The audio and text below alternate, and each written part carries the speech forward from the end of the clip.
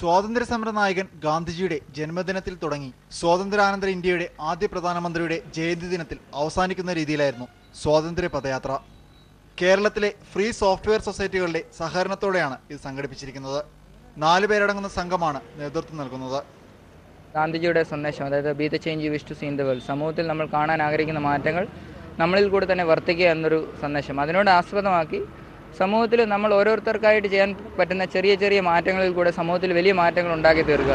ആ ഒരു സന്ദേശം, നമുക്ക് സമൂഹത്തിൽ മാറ്റങ്ങൾ വരുത്താൻ സാധിക്കും എന്നൊരു ശക്തമായ സന്ദേശം കുട്ടികളിൽ എത്തിക്കുക, അവർക്കൊരു ഇൻസ്പിറേഷനായിട്ട്. കാസർഗോഡ് നിന്ന് ആരംഭിച്ച യാത്ര എല്ലാ ജില്ലകളിലൂടെയും കയറിയിറങ്ങി തിരുവനന്തപുരത്താണ് അവസാനിച്ചത്.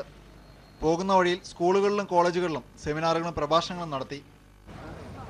മൈക്രോസോഫ്റ്റും ആപ്പിളും പോലെയുള്ള വൻകിട കുത്തകകൾ തങ്ങളുടെ ലൈസൻസ് ചട്ടങ്ങൾ കൂടുതൽ കർശനമാക്കുമ്പോൾ കേരളവും പതുക്കെ സ്വതന്ത്ര സോഫ്റ്റ്വെയറുകളിലേക്ക് തിരിയുകയാണ്.